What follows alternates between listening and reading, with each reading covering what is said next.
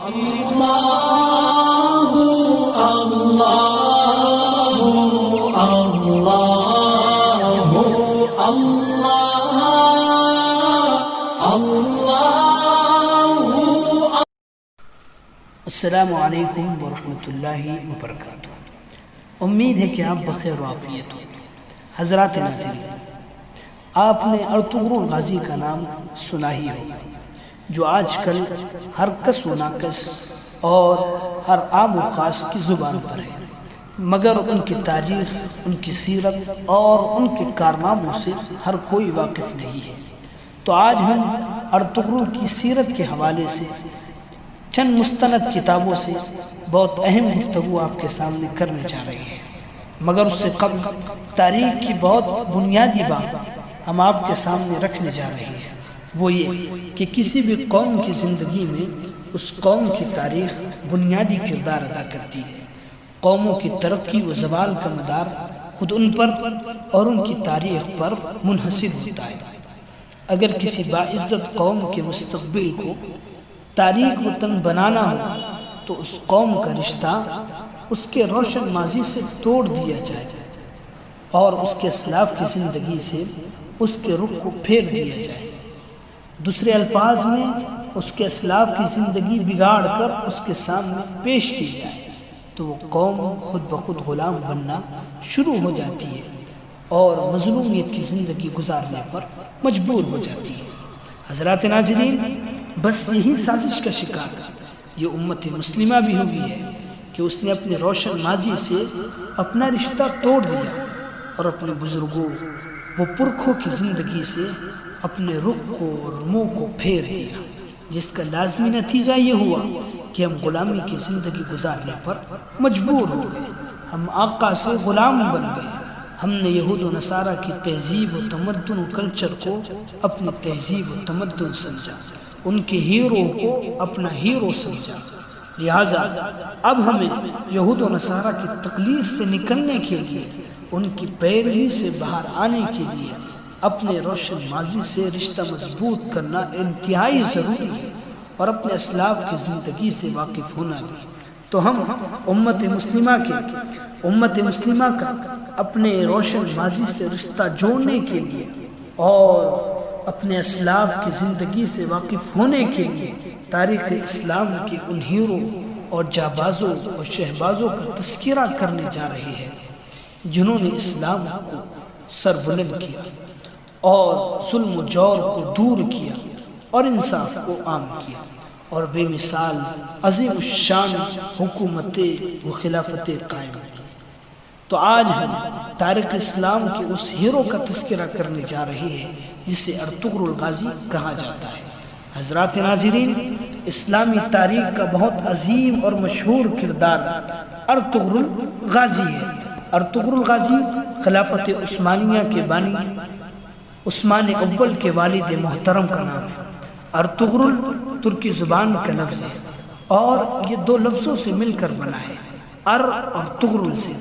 ار کے معنی آدمی، سپاہی یا ہیرو کے ہیں، جبکہ تغرل کے معنی عقابی پرندے کے آتے ہیں جو مضبوط شکاری پرندے کے طور پر مشہور ہے۔ یوں ارطغرل کے معنی عقابی شخص، عقابی سپاہی یا شکاری ہیرو وغیرہ کے ہوں گے۔ ترک اوغز کی شاخ قائی قبیلے کے سردار سلیمان شاہ کے بیٹے اور سلطنت عثمانیہ کے بانی عثمان اول کے والد تھے۔ ارطغرل کا تعلق غز ترک قبائل کی شاخ قائی قبیلے سے تھا۔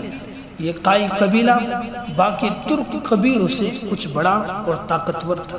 یہ قبیلہ خانہ بدوش تھا، یعنی جہاں سرسبز علاقہ اور پانی نظر آیا وہیں خیمے گاڑ کر ڈیرہ ڈال لیا۔ یہ قبیلہ نہایت جنگجو مانا جاتا تھا۔ اس قبیلے کے مقصدوں میں سب سے بڑا مقصد اسلام کی اشاعت، اسلام کو پھیلانا تھا۔ حضرات ناظرین کرام، یہ قائی قبیلہ عقیدتاً اہل سنت والجماعت سے منسلک اور مسلکاً حنفی تھا۔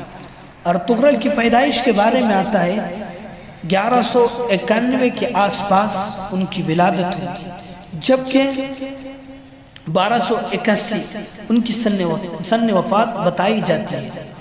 کل وہ 90 سال زندہ رہے، یعنی 90 سال وہ زندہ رہے۔ یہ نہایت درجے کے بہادر، نڈر، بے خوف، عقل مند اور ایماندار اور بارواب سپاہی تھے۔ ساری عمر سلجوقی حکومت کے وفادار رہے۔ سلطان علاء الدین نے ارطغرل غازی کی بے لوث اور جرت مندانہ و ایماندارانہ خدمات سے متاثر ہو کر ان کو سوغوت اور اس کے ارد گرد واقع دوسرے شہر بطور جاگیر عطا کیے، اور ساتھ ہی سردار اعلیٰ کا عہدہ بھی مرحمت پر کیا۔ ارطغرل غازی سیاسی سوجھ بوجھ اور فطری بہادری نے تمام ترک قبائل کو ان کا گرویدہ بنا دیا۔ وہ تمام ترک قبائل ان کے ماتحت آ گئے۔ ان کی زندگی کے آخری ایام میں بتایا جاتا ہے کہ سلجوقی سلطنت بہت کمزور ہو گئی تھی، جبکہ پورے اناطولیہ جو آج کا موجودہ ترک ہے پر منگول قابض ہو چکے تھے۔ ان حالات سے وہ بہت پریشان تھے اور چاہتے تھے کہ ایک عظیم الشان اسلامی سلطنت کا قیام عمل میں آنا چاہیے۔ ان کی اس خواہش کو ان کے چھوٹے بیٹے عثمان اول نے پورا کیا اور ایک عظیم الشان سلطنت عثمانیہ کی بنیاد رکھی۔ ارطغرل غازی زندگی بھر اسلام کی سربلندی کے خاطر باطل طاقتوں سے لڑتے رہے اور اپنے زمانے میں صحابہ کرام رضی اللہ تعالی علیہم اجمعین کی مثالی زندگی گزارتے رہے۔ حضرات ناظرین، ارطغرل غازی کے بارے میں آتا ہے وہ بہت ہمدرد اور بہت ہی طاقتور سپاہی تھے۔ وہ مظلوموں کا ساتھ دیتے تھے اور کمزوروں کے ساتھ ہمیشہ کھڑے رہتے تھے۔ ان کے بارے میں آتا ہے کہ جب منگول اور تاتاریوں نے انہیں اور ان کے قبیلوں پر حملہ کیا اور وہاں سے انہوں نے سلطنت سلجوق کی طرف روا دوا ہوئے، اس کی طرف انہوں نے سفر کیا، تو راستے میں دو فوجوں کو میدان میں لڑتے انہوں نے دیکھا۔ انہوں نے کیا دیکھا کہ ایک کمزور پر ایک طاقتور فوج غالب آ رہی ہے۔ ارطغرل غازی نے جب یہ منظر دیکھا تو ان کی رگوں میں شجاعت کے خون نے جوش مارا۔ ان کے ہاتھ بے اختیار تلوار کے قبضے میں جا پہنچے اور وہ پلٹ کر اپنی قوم سے اور اپنے قبیلے سے کہنے لگے، بھائیو، اگرچہ ہمیں معلوم نہیں کہ لوگ کون ہیں، ان کا مذہب کیا ہے اور یہ کس نسل سے، لیکن تم دیکھ رہے ہو کہ ان میں ایک کمزور ہے، دوسرا طاقتور۔ دنیا والوں کا قاعدہ ہے کہ وہ نفع کی لالچ میں اور انعام کی امید میں کمزور کا ساتھ چھوڑ کر طاقتور سے جا ملتے ہیں، لیکن ہمارے بزرگوں کا ایک قاعدہ نہیں ہے، کبھی کمزور اور بےکس پر ان کا ہاتھ نہیں اٹھا۔ مردانگی اور شجاعت کا جو ہماری اور تمہاری رگوں میں رچا بسا ہوا خون ہے، اس کا ضابطہ اور قاعدہ بھی یہی ہے کہ ہم مظلوم کا ساتھ دیں۔